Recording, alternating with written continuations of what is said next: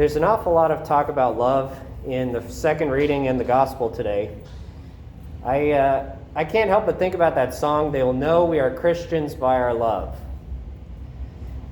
And this is one of the most difficult things we do. This and mercy. I mean, as Christians, there's nothing more difficult than living out these realities.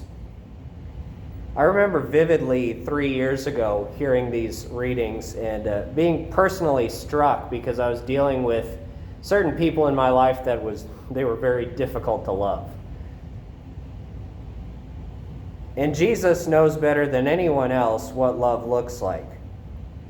He's saying these things to his disciples the night before he's going to die. And what's worse than that, I think, is he has just washed his disciples' feet. He's already predicted that Peter's going to not deny him 3 times. And he's already told Judas to go do what he must, even though the other disciples don't really understand what that means yet. Love is a very difficult reality. It's great when you feel good about it. When the people you're surrounded with, you want to be with them, you want to do good things for them, that's great. And there are some times when love is really hard to live out because it's not just a feeling, it's a choice. I can't help but think about parents in general, but especially mothers, because today is Mother's Day, who love their children even though they're screaming, crying tyrants over their lives. I remember vividly being a terror going to Mass, for instance. We had to live in the cry room, and I could not sit still for the life of me. And yet my parents loved me so much that they dealt with that and brought me to church. I can remember other instances where I was doing my own thing and being rebellious, and yet my parents continued to love me through all of that, even though I was difficult to be around.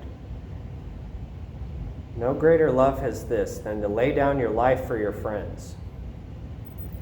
I also think it's a beautiful reality that the Lord says, "You did not choose me, but I chose you." He has decided before the world began to love us. That's why God created everything. It was just a simple, pure act of love.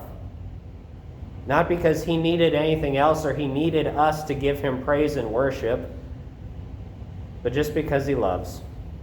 And he wanted us to participate in that love.